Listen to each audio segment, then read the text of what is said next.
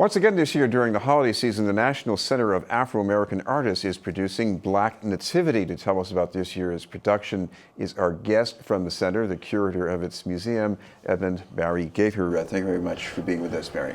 Oh, I'm very pleased to have the invitation and to be here. And this is our 46th season.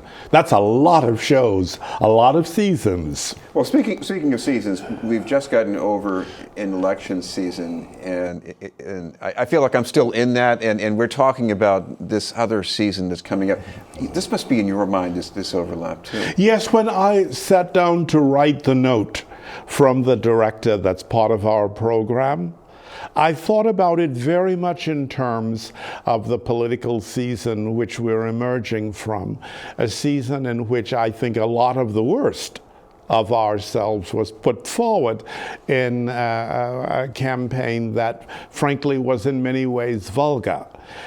This production, Black Nativity, we put it forward as a gift from the Boston Black community to men and women of goodwill, and I like to think of it as an opportunity to refresh ourselves and to remind ourselves that every new beginning is an opportunity for hope and an opportunity for us to really support being the best people that we can be. So if your family needs a refresher, needs a reaffirmation of what it is to be joyous and hopeful and to look at the future in a positive way, come to Black Nativity this year and absorb that message. Well, for people who haven't been there and don't know this work at all, you know, it is obviously based on scripture, it's based on the Black church tradition, but talk about the other element, I mean, Langston Hughes. Well, Langston Hughes, who was often called the poet laureate of his people,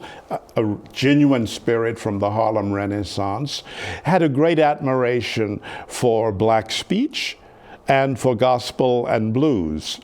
And he took bits of the New Testament and bits of Black vernacular from the Black telling of the story of the Nativity, wove these together with gospel music and some traditional elements from seasonal performance, and he made them into this story of the telling of the Nativity, in which the innkeeper is a very clear character.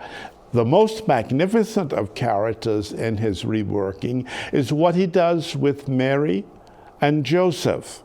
He sets Mary and Joseph to African music, and near the beginning of the production, you see something quite extraordinary, which is Mary dances the labor and delivers the Christ child in the context of the presentation.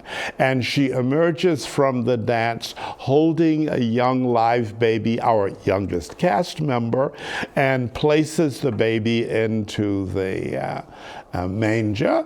And that's how the story is anchored. That dramatic piece is the central message of the hope that comes with new birth, set to music and dance that celebrates and energizes. It's not possible to sit through it and not be moved, to not want to clap your hands and tap your feet.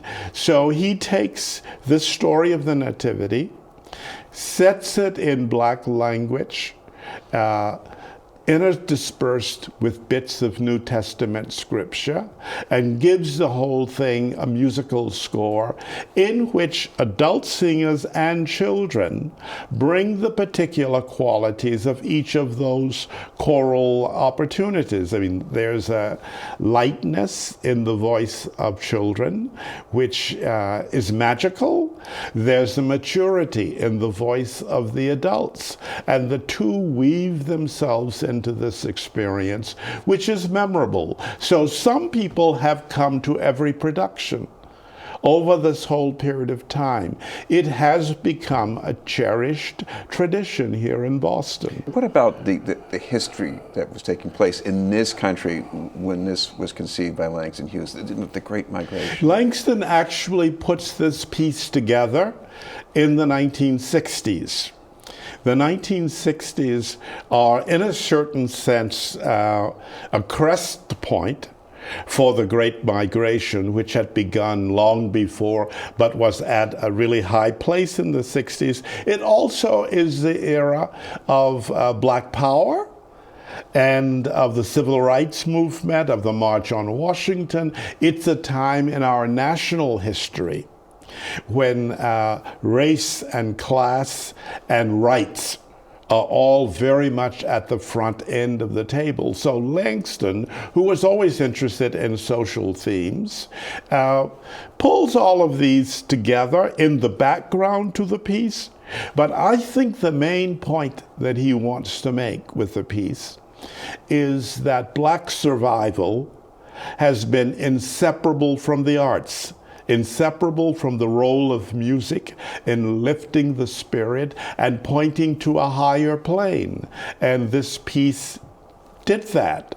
I think also each year when we perform this piece, we do it with a profound remembrance of Elma Lewis, Dr. Elma Lewis, who founded the National Center and who was the first executive producer of Black Nativity, our edition, and John Andrew Ross, who was for many, many years the person who gave our musical piece its particular coloration and expression. Brian, we should mention when the performances run and how people can get tickets. Performances run every weekend beginning December 2nd. So on Fridays and Saturdays, we have an 8 o'clock evening show.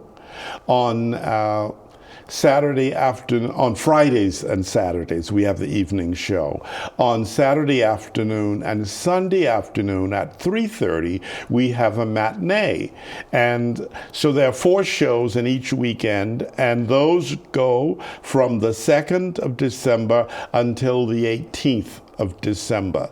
Tickets are available through the box office at Tremont Center in the theater district. Thank you very much for being with us. Thank you very much for this opportunity, and I hope to see everyone with ears listening to your program at one of our performances. Yes, Barry Gaither, thank you very much.